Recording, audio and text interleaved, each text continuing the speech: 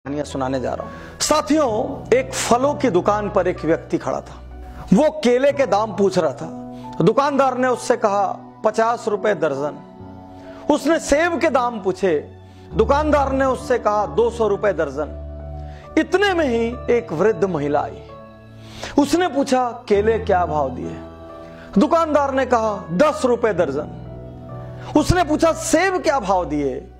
दुकानदार ने कहा 50 रुपए दर्जन। उस महिला ने अपने जेब से कुछ सिक्के निकाले और बड़ी छोटी सी मात्रा में फल लेकर वहां से चली गई। बाजू में जो व्यक्ति खड़ा था वो हैरान हो गया। उसने कहा अभी अभी आपने मुझे केले 50 रुपए दर्जन और सेब 200 रुपए दर्जन बताए और आपने इस महिला को इतना कम क्यों बताया। उस दुकानदार ने जवाब दिया, साहब इसका दुनिया में कोई नहीं है। ये मेरी दुकान पर आती है, मैं कई बार इसकी मदद करना चाहता हूं, इसको दान देना चाहता हूं, इसको फ्री में फल देना चाहता हूं। ये कभी नहीं लेती। इसमें इतना ज्यादा स्वाभिमान है और मैंने देखा है ये जब भी मेरी दुकान आती है उस दिन मेरी बिक्री कई गुना बढ़ जाती है।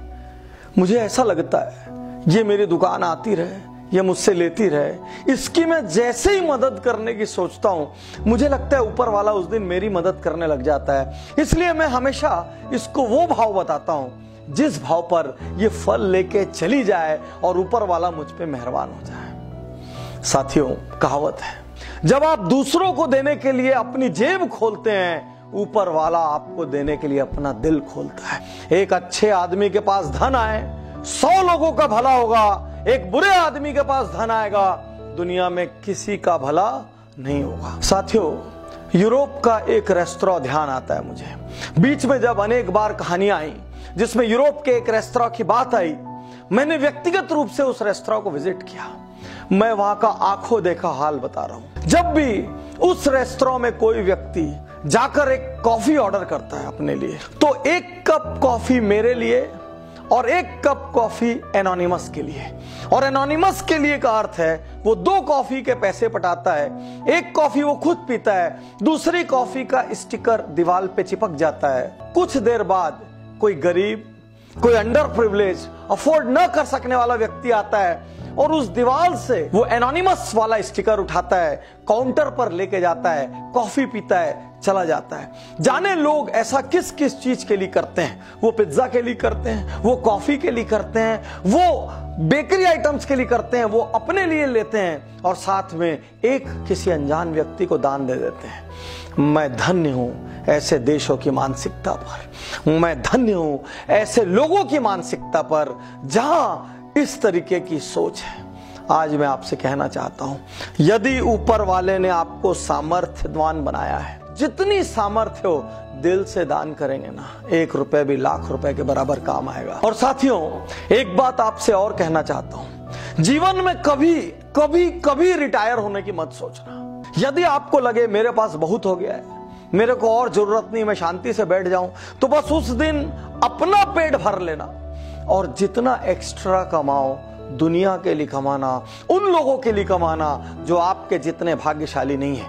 आज वॉरेन बुफे 80 साल के हो गए, उसके बावजूद वो 1-1 मिनट कमाते हैं। बिल गेट्स हर क्षण उनकी कमाई करोड़ों से बढ़ती है, उसके बावजूद उन्होंने कमाना नहीं छोड़ा। ये दुनिया के सबसे विनम्र लोग हैं, ये खुद पे सबसे कम खर्च करते हैं, आज भी अपने पुराने घर में रहते हैं, आज भी सामान्य गाड़ियों में चलते हैं, आज भी लोवेस्ट लग्जरी में जीवन व्यतीत करते हैं, लेकिन ये कमाने में यकीन करते हैं क्योंकि उन्होंने दुनिया को बदलने की ठान ली है। किसी ने मलेरिया को मिटाने का ठाना है, किसी ने पोलियो को मिटाने का ठाना है, किसी ने हेपेटाइटिस मिटाने का ठाना है, किसी ने एड्स मिटाने का ठाना है, किसी ने प्रकृति बचाने का ठाना है। इन सब ने कुछ न कुछ ठाना है। इसलिए यदि आप में कमाने की काबिलियत है मेरे दोस्त, तो कभी रिटायर मत होना। जीवन की अंतिम सांस तक कमाना, उन लोगों के लिए कमाना जो आपके जितने भाग्यशाली नहीं है। आज आपको संकल्प देता हूं, कल ही कुछ दान कीजिए। किसी को कुछ धन दान कीजिए, किसी को कहीं कुछ सेवा दान कर दीजिए, किसी को कोई दवाई दान कर दीजिए, किसी को शिक्षा दान कर दीजिए। कब तक अपने हाथों को ऐसा रखोगे?